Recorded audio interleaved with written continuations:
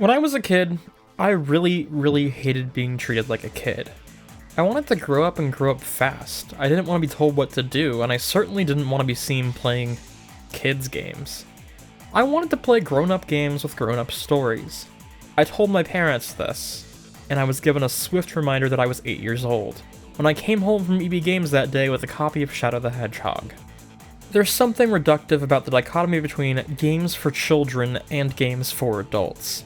Games marketed towards children are usually still violent, sometimes they even still fill themselves with demonic monsters and fluent, albeit mild, profanity. As a kid and young teen, I played a lot of mature-rated games behind my parents' back.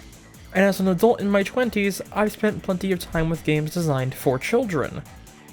Today, I can recognize games like Mario and Sonic the Hedgehog for what they are: well-designed, playful games made to be enjoyed by players of all ages. But as a preteen, my gravitation towards titles like Mass Effect, Halo 3, and Grand Theft Auto 4 had nothing to do with the murder, and everything to do with the fact that basically zero games aimed at someone of my age were polished and made with a high standard of quality, except for those with reductively simple stories, characters, or gameplay. What was the difference between Need for Speed Hot Pursuit 2, an E-rated game, and Need for Speed Most Wanted, a T-rated game? The latter was brown and had about 5 minutes of live-action story cutscenes wherein people with bad haircuts threaten to steal your ride and your girl. There's no profanity, nobody dies despite all logic saying they probably should, and lyrics are conservatively censored, not only to remove profanity, but basically anything referencing sex, guns, or violence. There was nothing objectionable about Most Wanted, but where my parents gave me Hot Pursuit 2 at the age of 3, it took weeks of persuading from my older cousin before my mom would cave and buy me Most Wanted, simply because of this letter on the box. There is nothing in Most Wanted that can't be done in its E-rated predecessors.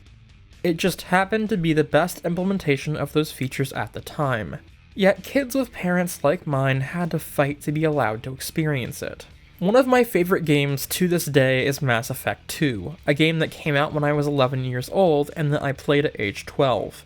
Mass Effect 2 carries a mature rating, and admittedly there are moments over the trilogy's 100-hour runtime that earn that. But for the most part, the Mass Effect trilogy contains nothing you wouldn't find in a PG-13 movie. Zombie-like humanoid enemies, laser gun shootouts, and some light over-the-clothes space boning. The trilogy as a whole has little objectionable content, while featuring well-written, compelling characters, fascinating world-building, and debatably the best sci-fi story in an RPG. There was no reason for Mass Effect to cause the media outcry that it did, until Fox News went and said every white suburban mom's least favorite words. Content ratings have always been a bit arbitrary, but I feel the reasons for the necessity have either fundamentally changed or disappeared altogether. In the 1990s, when the US government forced the industry to self-regulate, the concept of video games with adult content was a relatively new one. But today, the ESRB serves little of its original purpose. With the rise of mobile gaming and games as a service, fewer games aimed at children are being made in the first place. But I'd argue that even before smartphones took over the market segment previously occupied by handhelds, the ESRB was doing a pretty shit job. Exhibit A. The Elder Scrolls IV Oblivion was originally rated T for teen, but sometime after release, modders were able to restore cut content presumably cut from the final release to keep the T rating. This couldn't be done without external software, and as far as I know, it was only possible on the PC version of the game. So naturally, the ESRB pulled all versions of the game from shelves and re-rated them mature, over content that wasn't accessible without modification. When Halo 2 for Windows Vista released in 2007, a single employee was responsible for delaying its release for weeks. Back in the good old days of PC shooters, there were these things called map editors that let the community run wild and make whatever they could dream up, with the same tools as the developers used to make the game's actual levels. With that amount of freedom though comes a lack of training wheels, meaning users can break things. And one of the errors that can occur in Halo 2's map editor has something to do with the file extension .ass. Bungie being the frat house of a developer they were back then, one of the programmers thought it'd be hilarious to include a shot of him mooning the camera in the error message should this occur. Harmless, right? I mean, it's a butt. Everyone's got one. ESRB demanded that every single copy of the game, which had already been printed and in some cases shipped to stores, be pulled from shelves until some poor wage slave could manually affix a new sticker to the back of the box with a content descriptor for partial nudity. All over an obscure error in the map editor that a fraction of players would ever use, and a fraction of that fraction would ever break enough to see said ass. These two cases are part of the ESRB's stance at the time that if the files were on the disk, they had to be rated, even if the player couldn't access them. One specific game may be to blame for this overreaction. Grand Theft Auto San Andreas has a mature rating for obvious and fair reasons, but a sex minigame was removed before release and later restored by modders. The game was re-rated AO, adults only, effectively banning it from sale in the United States, as almost all retailers refuse to carry games branded with the AO rating, because they are almost all literal pornography. And you might be thinking, that's a little excessive, but it's worse than that, it's not even consistent. God of War 2 featured a threesome QuickTime event, complete with nudity, moaning, and controller vibrations, but unlike the Hot Coffee mod, this was accessible on disc through normal play. M for mature. The incident cost Rockstar a lot of money, and while there's no such thing as bad press for a game like Grand Theft Auto, things like this lead to media headaches for the industry as a whole. In a country still reeling from Columbine, for which games like Doom and Counter-Strike were often scapegoated, disingenuous news outlets and lawyers alike were foaming at the mouth to make $1 off of stories like this. But rather than put misinformation to rest, the ESRB did nothing but lend undue credibility to the sensationalists. But at the same time, genuinely problematic content, such as sexual assault scenes, don't get their own special mention on the box. Why does wagering fake in-game currency over a street race get its own content descriptor, but a teenager being sexually assaulted on a pool table in Beyond Two Souls doesn't? One of these is a useful gameplay mechanic, while the other is David Cage being pointlessly provocative. Beyond Two Souls does get a sexual content warning, but the game also contains consensual sex scenes and a really questionable shower scene, so that really isn't a clue as to what awaits players in that bar. This isn't an issue for children, they shouldn't be playing Beyond Two Souls anyways. But if we're going to print out a granular content descriptor for games obviously targeted at an adult audience, why not have a sexual violence warning, so that actual victims don't stumble into David Cage's creepy fantasies? The same could be said for the game's suicide attempts and self-harm, or extreme domestic violence in Cage's Detroit Become Human, but you get the picture. Adding to the ESRB's uselessness today, they've proven to be completely inept when it comes to adapting to change. Microtransactions existed for well over a decade before they caused an uproar big enough for the ESRB to warn of their inclusion. But my question is, why does this real money gambling equal de facto ban from sale, while this real money gambling is a little footnote on the back of the box, with the front retaining an E for everyone? Moms in their late 30s who don't play video games do not know what this means. And the 7-year-old kids they're buying the game for aren't developed enough to not fall into the trap. I grew up in a household that was strict about content ratings, but not in a way that made sense. Star Wars Republic Commando had gun violence, blood, gore, dismemberment, and online play, but it was rated T, so it was okay. How could Star Wars be inappropriate for an 8-year-old? Halo 3, on the other hand, had blood, gore, dismemberment, and online play. But these dudes getting dismembered is for some reason worse than these dudes getting dismembered. So it received an M rating and was thus out of the question. Tony Hawk's Underground is a game with strip club, car sex, and violent drug dealers. The player character gets drunk and blacks out on a park bench. I was allowed to play it, as long as I turned the blood off. The Sims bears the same T rating, but because I had the ability to piss myself or have sex for the purpose of procreation, it was once again out of the question. Which brings me to My Sims, EA's attempt to capture the younger market, which no doubt had interest in playing The Sims, but were deemed a little too young to woohoo. But EA said, if we've gotta go baby mode, we're going fucking baby mode, and turned My Sims into something nearly unrecognizable as a Sims game save for the plumb bobs. And that's before all the spin-offs turned it into little more than a name brand for parents to say, oh yeah, she has other My Sims games. This one, please. There's nothing inherently wrong with My Sims, but selling them under the Sims label as the only alternative if this is too sexy for your parents is just insulting. Games like The Sims are incredibly important creative outlets for children, especially neurodivergent children. with intelligence and emotional maturity beyond their years. This is like downgrading from a Lego set to a box of wooden blocks. This video started out as a review of Disney's Extreme Skate Adventure, Activision's adaptation of Tony Hawk's Pro Skater for a younger audience. I went into this game knowing full well I was not the target audience, expecting to get a good laugh out of the silly animations and absurd product placement. And while I did get that, I also found the game to be an incredibly mixed bag of design decisions, some respecting that kids aren't stupid just because they're kids, while others spit in their face and insult their intelligence. The simplified controls make sense. Tony Hawk is a difficult game, especially for children in the age range who would play a Toy Story video game. Removing all the complicated directional inputs in favor of a single button action is completely understandable. The option of a Pro Controls mode that restores more traditional Tony Hawk gameplay is really cool, and it acknowledges that older kids might be smart enough to play this game without the training wheels. It probably took next to no effort to implement. This game is literally Tony Hawk's Pro Skater 4. I'm not just saying that because they're similar. I'm saying that because the engine, UI, and even most of the sound effects and assets are ripped directly from the Birdman's fourth outing. They didn't even change the special meter. But while the game seems at a surface level just to be an easier Pro Skater 4 on Disney-themed levels, the longer you play, the more things you notice that don't quite add up.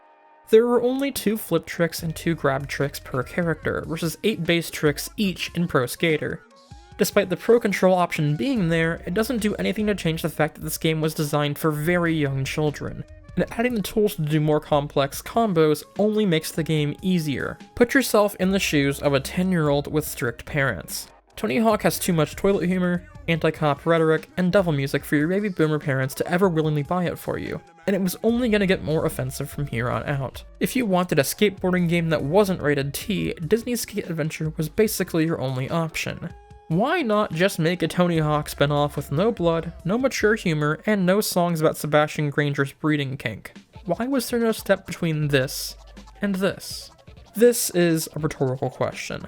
The answer is that the publisher knows this will sell, but more importantly, they know their audience is too young to know what they're playing is inferior. How would they? They're not old enough to play this game done right and see what they're missing. On the flip side of this, there's the preconception that obscenity sells, but in recent years, there's been plenty of evidence to disprove this. Traditionally mature rated games, like Halo and Dark Souls, have made a step down to a teen rating, and I don't think either could be accused of catering to a younger audience. This gives me hope that publishers have realized that obscenity does not translate to mass appeal like it did a decade ago. But there is still an undeniable problem in how the ESRB rates games, which subsequently affects publishers' decisions. Something that the games industry desperately needs to hear is that complexity and accessibility are not mutually exclusive. A game does not need to talk down to children and treat them like idiots to be appropriate for all ages. If publishers are truly concerned that failing to include adult content will mean reduced sales, I implore them to reevaluate why these franchises are so well regarded in the first place. Nintendo has realized that it's no coincidence that those who loved their games growing up still love their games today, and has continued to design in a way that appeals to most demographics without making any of them feel less than. Spyro the Dragon, Sonic the Hedgehog, and Crash Bandicoot are all still beloved games by those who grew up playing them, because the gameplay was genuinely good then and still is now. 5-year-old Casey did not unduly struggle with Sonic Adventure's platforming, and adult Casey doesn't breeze through it with zero difficulty. Yet, I feel I played all I needed to play of Disney's Extreme Skate Adventure within 90 minutes of booting it up for the first time. There was plenty left to do, but it felt more akin to busy work than compelling gameplay. I proceeded to turn the game off, pop in underground, and accidentally play until 5 in the morning. And I will assure you that exactly 0 of that was fueled by desire to see the strip club in Tampa or pick up chicks in a golf cart. A good game is capable of captivating the player for hours on end, with or without mature content. And to the industry's credit, plenty of developers have made games that are genuinely appreciable by all ages. Scribblenauts, Pokemon, Portal, many more, but for every one of these, there are 2 of these. Low-effort products designed to trick parents and pacify children. The ESRB is complicit in this problem. Admittedly, it is not entirely their fault. There are plenty of shit mature-rated games and plenty of excellent E-rated games, but the latter are rarer and rarer these days, especially after the younger market has started to play their games on smart devices instead of consoles. Between that and the advent of downloadable games that do not typically receive ESRB ratings, very few T-rated games are being released. The ESRB is partially responsible for creating this chasm by incentivizing developers targeting a youth market to make sure there's absolutely zero objectionable content that could possibly earn them a T rating, because children are the only people who would accept a game this dumbed down when better options existed, even if it's only because they don't have a say in the matter. This promotes the unhealthy idea that if you have to gun for the young audience alone, you might as well go all out and appeal to as many kids as possible, either with a licensed property, or by simplifying the gameplay so far that even the youngest kid can wrap their head around it. But here's the thing. As an adult, I'd be more than willing to play a Tony Hawk's Pro Skater game that eased up on the racy humor and NWA soundtrack, so as long as the gameplay was still intact. But adult me is not willing to accept something that takes away all the complexity and speed of Pro Skater's gameplay. And kid me would not vibe with that either, having played the series' mainline entry since the age of 5. The ESRB unquestionably played a very important role in the industry's coming of age through the late 90s and early 2000s. Hell, it very likely saved the industry from strict government regulation and censorship. But the times have changed. Let's play culture means that realistically, no content in a game is off limits to anybody. The days of the whole family browsing the shelves of Blockbuster or EB on a Friday night are gone, and they're not coming back. Digital marketplaces have basically no way to stop children from accessing whatever they want, and some don't even require ESRB ratings. The way forward for the ESRB is one that doesn't involve the single-letter classification on the front of the box. The time has come to stop placing children into one of 3 camps when it comes to maturity, because there are far, far more dots on that spectrum. Force parents to be active participants in their children's media consumption. As much as the ESRB encourages parents to make decisions on a case-by-case basis, the simple reality is that as long as the big bold letter exists, that is never, ever going to happen. 2 games with the same rating might have polar opposite amounts of violence, language, and sexuality, and you just cannot convey that with a single letter. As my generation grows up, finds their calling, and assumes their spot as the backbone of society, the greatest minds of our time will inevitably include young adults who spent their junior high nights and weekends here, or here. And despite what Jack Thompson tried to sell our parents, I think we're all better for it. Games have the power to inspire us, to drive our own creativity, or even just to give us something to hold on to when things get tough. The games industry's Wild West years are over. The way games are made, sold, played, and discussed has changed with the times. And maybe the ESRB should too.